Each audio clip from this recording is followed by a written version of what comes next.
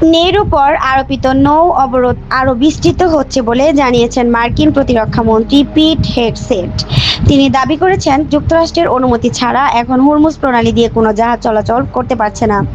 শুক্রবার 28 এপ্রিল সাংবাদিকদের সঙ্গে আলাপকালে হেগসেট বলেন, আমাদের অবরোধের পরিধি বাড়ছে এবং এটি বিশ্বব্যাপী ছড়িয়ে পড়ছে।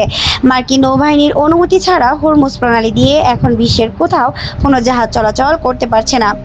এ সময় তিনি ইরানকে আলোচনায় ফেরার আহ্বান জানিয়ে বলেন, তেহরানের সামনে এখনও ওয়াশিংটনের সঙ্গে একটি ভালো চুক্তিতে আসার সুযোগ রয়েছে।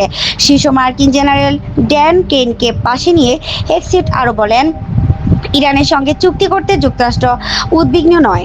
প্রেসিডেন্ট ট্রাম্পের সুর টেনে তিনি বলেন, আমাদের হাতে যথেষ্ট সময় আছে। তিনি আরও বলেন, ইরানের সামনে এখনও বুদ্ধিমত্তার পরিচয় দেওয়ার ও আলোচনার টেবিলে আসার সুযোগ রয়েছে। তাদের শুধু অর্থবহ ও যাচাইযোগ্য উপায়ে পারমাণবিক অস্ত্রের পথ ত্যাগ করতে হবে। অন্যদিকে শীর্ষ মার্কিন জেনারেল ড্যান কেইন জানান, মার্কিন সেন্ট্রাল কমান্ড ইতিমধ্যে ইরানের সব বন্দরের উপর কঠোর নজরদারি ও অবরোধ বজায় রেখেছে। তার তথ্য অনুযায়ী এখন পর্যন্ত 34টি জাহাজকে ফিরিয়ে দেওয়া হয়েছে এবং ভারত মহাসাগর ও প্রশান্ত মহাসাগর অঞ্চলেও নজরদারি জোরদার করা হয়েছে। তবে ইরানি জাহাজগুলোকে যাতায়াতের অনুমতি দেওয়া হয়েছে এবং রাতভর অনেক জাহাজ চলাচল করেছে বলেও তিনি জানান। কেইন বলেন, ইরানের কোনো বন্দর বা ভূখণ্ডে যাতায়াতকারী যে কোনো দেশের জাহাজের ক্ষেত্রে আমরা এই অবরোধ কঠোরভাবে কার্যকর করছি। যেসব জাহাজ ইরানের দিকে যাচ্ছে বা ইরান থেকে বের হচ্ছে সেগুলোর উপর আমরা তীক্ষ্ণ নজর রাখছি এবং প্রয়োজনে গতিরোধ করার জন্য প্রস্তুত আছি।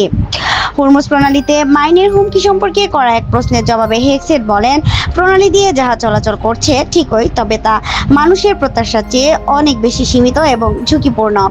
তিনি হুঁশিয়ারি দিয়ে বলেন, পানিতে মাইন স্থাপনের যে কোনো প্রচেষ্টা মোকাবেলা করা হবে এবং একে যুদ্ধবিরতির লঙ্ঘন হিসেবে গণ্য করা হবে। প্রতিরক্ষা সচিব জানান, ডোনাল্ড ট্রাম্প মার্কিন নৌবাহিনীকে নির্দেশ দিয়েছেন যে ইরানের কোনো দ্রুতগামী ফাস্ট বোট যদি পানিতে মাইন স্থাপন করার চেষ্টা করে অথবা প্রণালীতে চলাচলে বিঘ্ন ঘটায় তবে সেটিকে যেন ধ্বংস করা হয়। হেগসেট বলেন, আমরা কোনো দ্বিধা ছাড়াই ধ্বংস করার জন্য গুলি চালাবো। নাহিদা, কথা টিভি 71, ঢাকা।